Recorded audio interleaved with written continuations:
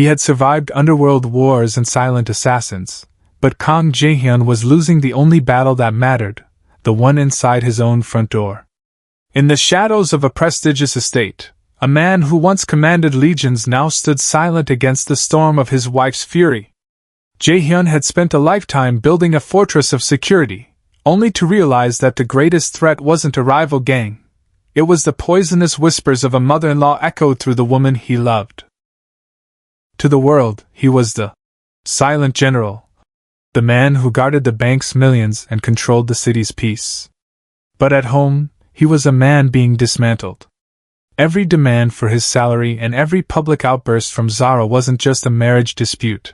It was a slow-acting venom, coached by a woman who had never known a happy home and was determined to make sure her daughter didn't either.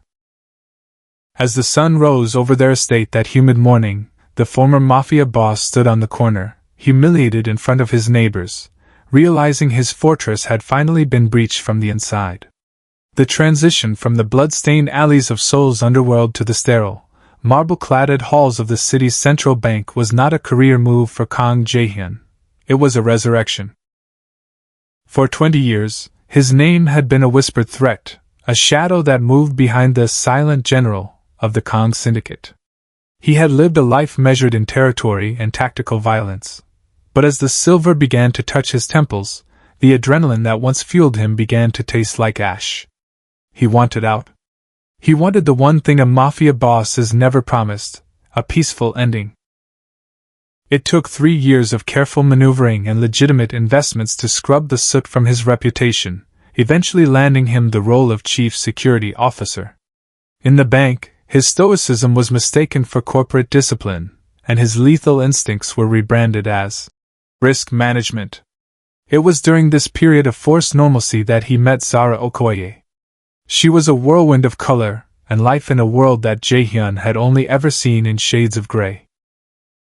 A brilliant consultant with a laugh that could pierce through his most guarded defenses, she didn't see the ghost of the mafia boss. She saw a stable, powerful man who offered the security she had always craved.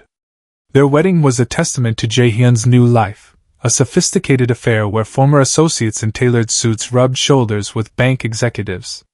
As he watched Zara walk toward him, radiant and smiling, Jae-hyun felt a rare tightening in his chest. He vowed then that the violence of his past would never touch her. He would build a fortress around their marriage, a sanctuary where his old world could never reach. The first year was a dream of late bloom romance. Jae-hyun leaned into the role of the devoted husband, showering Zara with a life of luxury that her father's respectable bank position had only ever hinted at. They were the envy of their estate, the powerful Korean executive, and his stunning black wife. Jae-hyun finally believed he had outrun his shadows. He was a man who had traded his throne for a home, unaware that the most dangerous wars are not fought for territory, but for the soul of the person sitting across from you at the dinner table. He had prepared for every external threat, but he had no defense for the slow, creeping poison of domestic discord that was about to begin. The sanctuary Jae-hyun had meticulously built didn't crumble all at once. It began with a single, sharp hairline fracture. It happened on a Tuesday evening, the air inside their designer kitchen smelling of ginger and garlic, a domestic warmth that usually acted as a balm to Jae-hyun's weary mind. They were seated across from one another, the quiet hum of the refrigerator the only sound until Zara set her wine glass down with a clinical click. She didn't lead with a smile or a story about her day. Instead, she leaned forward, her eyes bright with a new, sharp curiosity. She wanted to see his monthly pay stub. Jae-hyun paused, his chopsticks hovering over a piece of glazed beef. In his world, money was a tool of provision and a metric of power, but it was never a topic for the dinner table. He provided for her every whim, the designer wardrobe, the luxury SUV, the sprawling estate, without question. To him, his financial records were a vestige of his need for privacy, a wall he kept up not out of greed, but out of a deep-seated instinct to keep his professional and private worlds strictly partitioned. He offered a small, dismissive smile, telling her that everything was taken care of and that she shouldn't worry about the numbers. But Zara didn't retreat.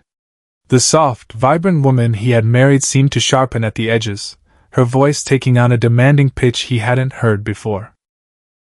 She argued that as his wife, his transparency was her right. She spoke of partnership and equality, but the words felt rehearsed, as if she were reciting a script written by someone else. The more he resisted, the more she pushed, her suspicion blooming like a dark flower in the space between them. She began to question why he was so secretive, hinting that a man who hides his income must be hiding a double life. For the first time in their marriage, this silent general felt the familiar heat of irritation rising in his chest, not the explosive rage of his youth, but a cold, firm resolve. He set his chopsticks down and looked her directly in the eye, the weight of his former authority settling over his features like a mask. He told her, in a voice as quiet as a falling blade, that his salary was not a matter for debate, and that his provision was the only proof of his devotion she required. "I am asking you as your wife, Jae-hyun," she insisted, her hand tightening around the stem of her glass. "What are you so afraid I'll see?" "The answer is no, Zara," he replied, the finality in his tone echoing against the marble countertops. "And I am asking you, for the sake of our peace, never to bring this up again." The silence that followed was no longer the peaceful quiet of a sanctuary. It was the heavy, suffocating stillness that precedes a storm. Zara didn't apologize. She simply stood up, leaving her plate full, and walked out of the room. As Jae-hyun sat alone in the dimming light of the kitchen, he realized that for the first time in his life, he had encountered a threat he couldn't negotiate with or outmaneuver. The crack had formed, and the whispers from the outside were finally finding a way in. The silence in the bedroom was not empty. It was filled with the rhythmic, low-frequency vibration of a smartphone buzzing against a nightstand. Every time Jae-hyun left the room, the screen would illuminate with a caller ID that Zara answered with the frantic energy of a soldier receiving orders from headquarters. On the other end of the line, miles away in a house defined by decades of bitterness, sat Mrs. Okoye, the true architect of the rising tension in Jae-hyun's home. Mrs. Okoye was a woman who viewed marriage as a siege. She had spent 30 years eroding the spirit of Zara's father, a man who had retreated into the quiet world of banking high finance just to escape the relentless scrutiny of his own living room. To Mrs. Okoye, a husband's privacy was a direct insult to a wife's authority. She didn't see Jae-hyun as a provider or a protector, she saw him as a target that needed to be neutralized. She had never known the softness of a partnership, only the cold satisfaction of control, and she was determined to pass this legacy of discord to her daughter like a poisoned heirloom. "A man who keeps his wallet closed is keeping his heart closed, Zara." Her mother's voice would crackle through the speaker, sharp and manipulative. "If he won't show you the numbers, he doesn't respect you. He thinks you're just a guest in that big house, not the mistress of it." "My husband tried the same thing, but I broke him. You have to break Jae-hyun before he makes you a shadow." Zara would listen, trapped between the quiet reality of her comfortable life and the frantic urgency of her mother's warnings. Mrs. Okoye never asked if Zara was happy or if Jae-hyun treated her with kindness, she only asked for tactical updates.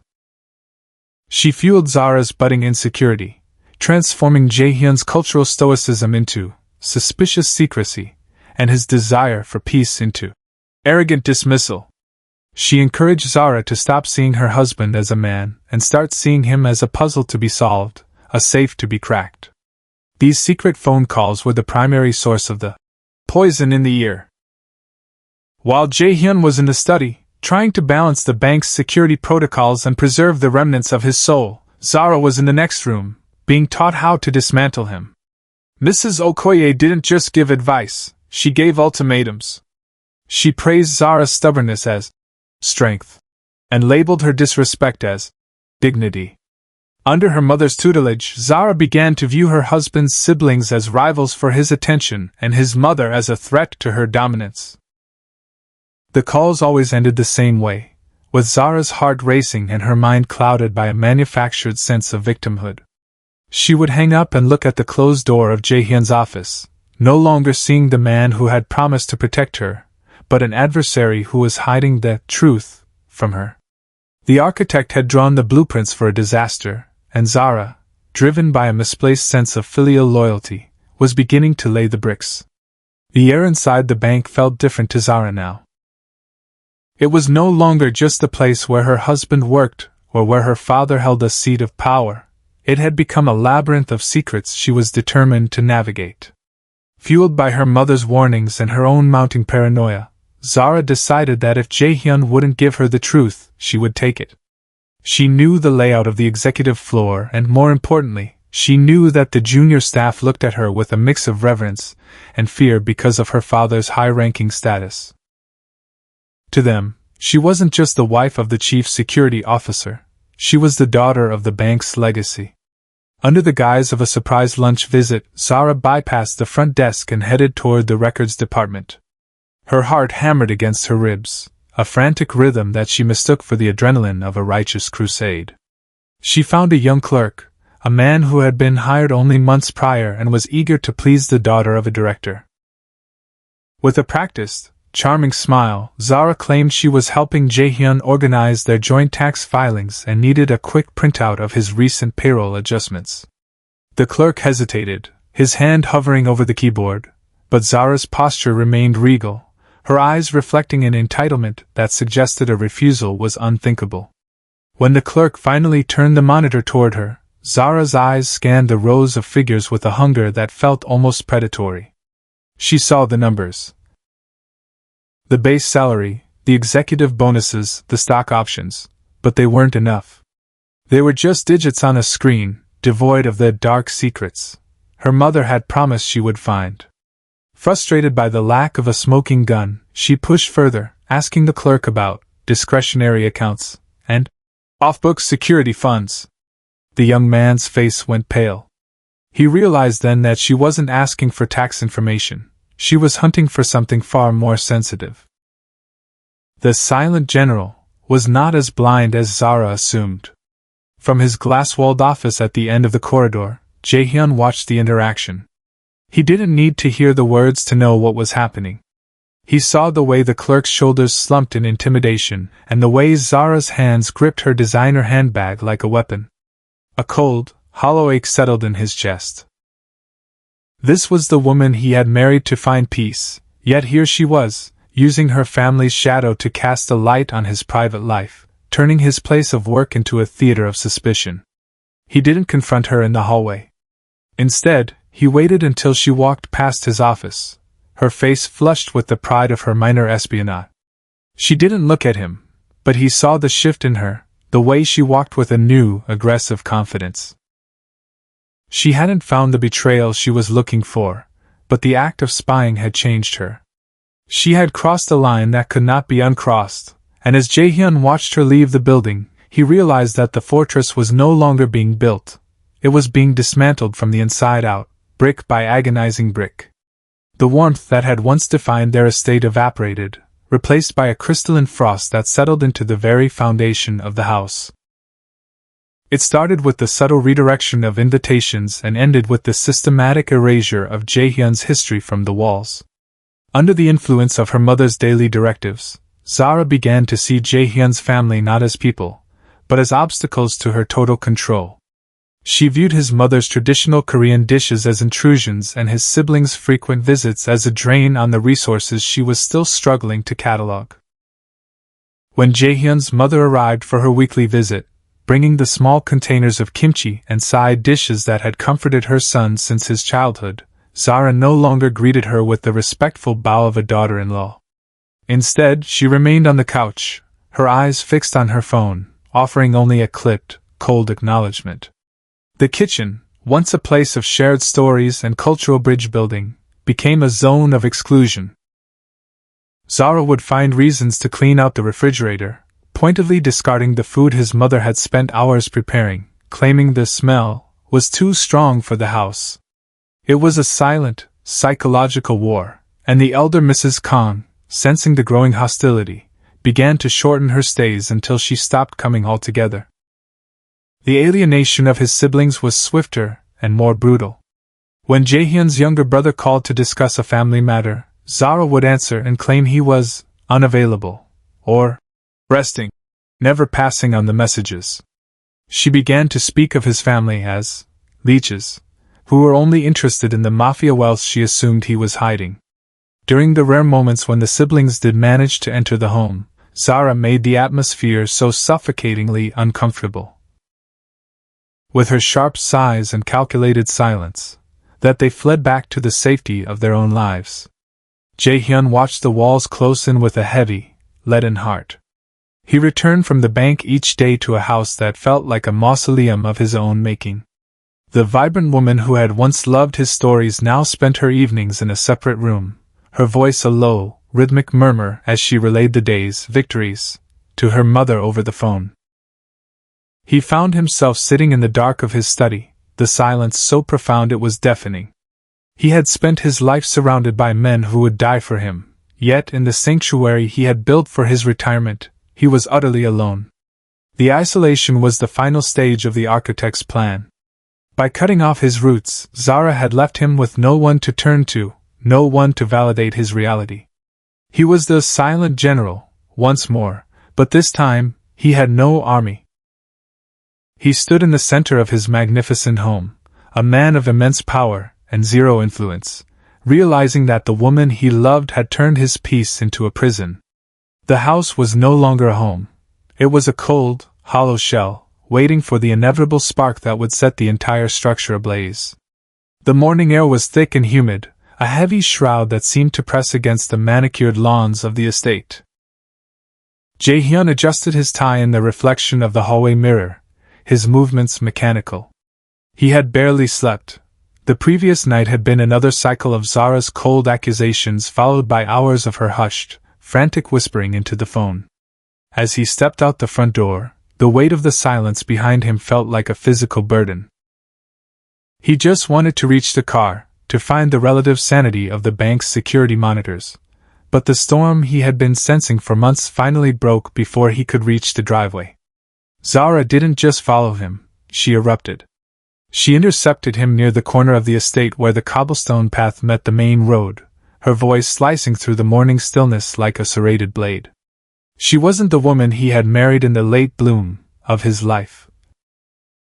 She was a stranger possessed by a borrowed bitterness. She began to scream about the night before, accusing him of returning home in the early hours of the morning to hide his movements, completely unaware, or perhaps indifferent, to the fact that he had been in bed hours before she had even stopped her nightly calls to her mother. "Where were you, Jae-hyun? Which shadow were you hiding in?" she shrieked, her face contorted with a frantic, desperate need for conflict. She blocked his path, her hands trembling with an energy that wasn't hers, but a manifestation of her mother's poison. Neighbors began to slow their morning jogs, gardeners paused their work, their eyes widening at the sight of the untouchable chief security officer being dismantled in public. Jae-hyun stood motionless, his face a mask of stone. The silent general was being dragged into a street brawl he didn't want, forced to defend his dignity against a woman who had weaponized her own insecurity. "Zara, go inside," he said, his voice a low, vibrating warning that would have sent a hardened hitman running for cover. But Zara didn't move. Emboldened by a year of small victories and the invisible cheering of her mother on the other end of a phone line, she stepped closer, her finger pointing at his chest. She began to mock his silence, calling his stoicism a lie and his provision a bribe for her silence. She brought up his salary again, her voice rising to a crescendo that echoed off the neighboring mansions, making sure every witness knew she considered him a fraud. The humiliation was total. For a man who had built his life on the foundations of respect and power, the public spectacle was a death of 1,000 cuts. He looked at her and realized that the woman standing before him, the woman he had sacrificed his family's company for, was no longer his wife. She was the architect's masterpiece of ruin. As she continued to yell, a red haze began to flicker at the edges of Jae-hyun's vision. He felt the old instincts of the syndicate, the cold, efficient urge to end a threat, stirring in his blood. The air was electric with the potential for a final, catastrophic break. But just as the tension reached its snapping point, a small shadow moved from across the street, breaking the rhythm of the storm. The cacophony of Zara's rage seemed to swallow the morning air until it was punctured by a sound so gentle it felt like a physical cooling of the atmosphere. A 12-year-old girl named Maya stepped out from the gates of the house opposite theirs. She moved with a strange, grounded grace, her presence a stark contrast to the jagged edges of the scene on the corner. Maya was well known in the estate, not for wealth, but for an old-world discipline and a spiritual maturity that seemed to radiate from her very skin. She didn't hesitate. She walked straight into the center of the battlefield, standing between the towering, silent Mafia boss and the trembling fury of his wife. "Auntie," Maya said, her voice small but possessed of a terrifying clarity. "Can I talk to you for a moment?" The sheer audacity of the interruption caused Zara's voice to catch in her throat. She looked down at the girl, her chest still heaving with the remnants of her tirade. For a heartbeat, the estate was silent. Maya didn't wait for permission. She looked Zara directly in the eyes, her gaze devoid of judgment but heavy with a truth that bypassed the ego. "Life doesn't end with this anger, Auntie," Maya whispered, her words carrying across the humid breeze. "If you eventually kill your husband's spirit with this trouble, what will be your faith in the presence of God? Or if he finally leaves, how will you manage the pressure of a single mother? You think the money is the problem, but money cannot give a child a home. Only peace can do that." The words acted like a mirror held up to Zara's soul. Maya spoke of the future, of the loneliness and the weight of a life built on discord, with a wisdom that sounded less like a child and more like a prophecy. She asked Zara if she was ready to carry the burden of her own choices once the audience of her mother was gone. The spiritual foundation Maya had been raised with gave her words a weight that Zara's borrowed bitterness couldn't withstand. Jaehyun watched, his hands slowly unclenching from the fists he hadn't realized he'd made.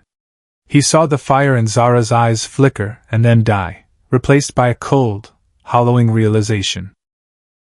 The preaching wasn't a lecture, it was an intervention of the spirit. Maya reached out and touched Zara's hand, a simple gesture of connection that shattered the last of the architect's walls. The shift in the atmosphere was instantaneous. The neighbors, the gardeners, the very trees seemed to exhale.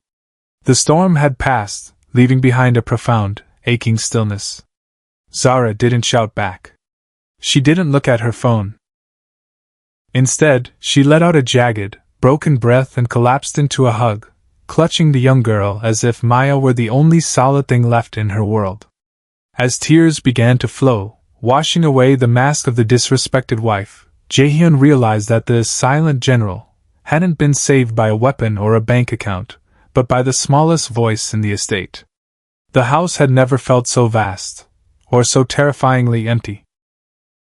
After the confrontation on the estate corner, Zara had retreated into the sanctuary that she had spent the last year turning into a fortress of resentment.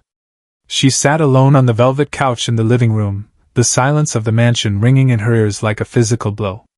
For the first time, she didn't reach for her phone. She didn't call the architect of her misery to report the morning's events. Instead, she sat in the dim light of the shuttered room, watching the dust motes dance in the air, replaying Maya's words until they felt like a brand upon her heart. "Who will you be when the noise stops?" The question haunted her. She looked around at the Italian marble and the custom-made furniture, realizing that every luxury was a testament to the man she had been trying to dismantle. She saw the empty spaces where Jaehyun's family photos used to hang. Spaces she had cleared at her mother's behest. Maya's voice echoed again, piercing through the fog of her ego. "Can you manage the pressure of a single mother? Money cannot train a child."